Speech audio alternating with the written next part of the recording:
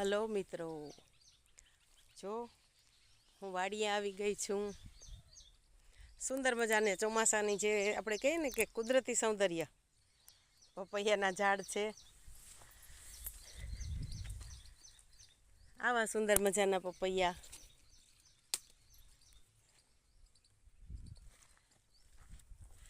ચારેય બાજુ હરિયાળી હરિયાળી, જાણે કે ધરતી માતાએ લીલી ચૂંદડી ઓઢીને જાણે જન્માષ્ટમીમાં કાનના જન્મને, કાનાના વધામણાને જાણે આવકારવા, જાણે ધરતી માતા પણ સોળે કળાએ તૈયાર થઈને શોભી રહ્યા હોય એવું સુંદર વાતાવરણ.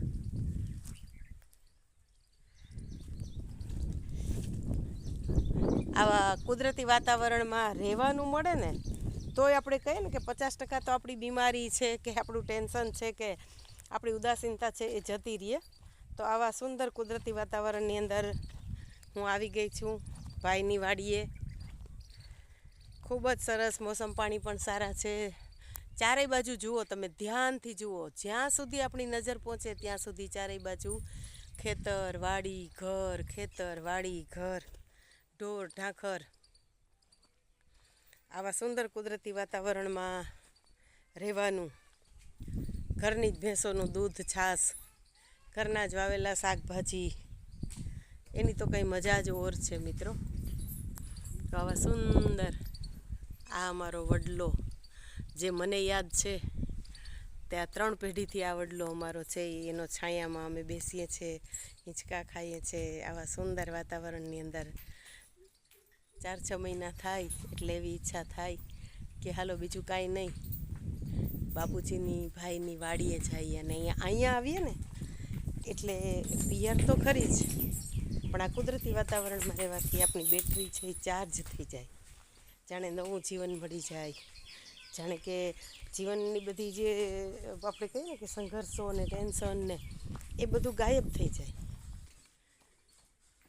ખેડૂતોની જીવનના સંઘર્ષ, એમના જીવનમાં આવતી રહેલી મુસીબતો અને એમાંથી રસ્તો કાઢવા માટેનો એ લોકોનો કુદરત ઉપરનો, ભગવાન ઉપરનો વિશ્વાસ એ એમની વાતોમાં, એમના વર્તનમાં આપણને અનુભવાય.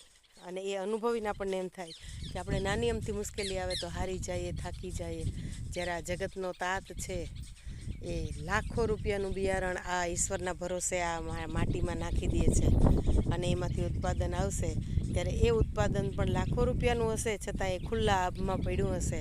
અને એ ખેડૂતનો દીકરો છે એ શ્રાવણ મહિનામાં ભગવાનને લોટો ચડાવવા જતો હશે, પૂનમ ભરવા જતો હશે, કોઈના સારા માઠા પ્રસંગે જતો હશે, ત્યારે ભગવાનને રખોપું સોંપીને જતો હશે અને ભગવાન એ રખોપામાં ક્યાંય પાછી પાની નહીં કરતો હોય એવો વિશ્વાસ આપણને દ્રઢ થાય જ્યારે આપણે આવી રીતે કુદરતી વાતાવરણમાં ખેડૂતનું જીવન જોઈએ ત્યારે. ચાલો ત્યારે હવે મારે પણ અહીંથી નીકળવું પડશે, પણ ખરેખર આવી મજા છે એ માણવી જોઈએ ક્યારેક ક્યારેક. ભલે આપણે ખેતીવાડી ન કરતા હોઈએ પણ ક્યારેક ક્યારેક આવા કુદરતી વાતાવરણમાં જઈને ખેડૂતના જીવનને ખૂબ નજીકથી જોઈએ ત્યારે એના જીવનના સંઘર્ષો તો સમજાય, પણ એની સમજણ અને એની સહનશક્તિ એ જે આપણે સમજવા મળે, એ જે અનુભવવા મળે ને, એ ખરેખર એનાથી જીવનનું ભાથું છે એ આપણને મળે. જુઓ અત્યારે ખાટી આંબલી ઉપર એક નાની એવી ખિસકોલી,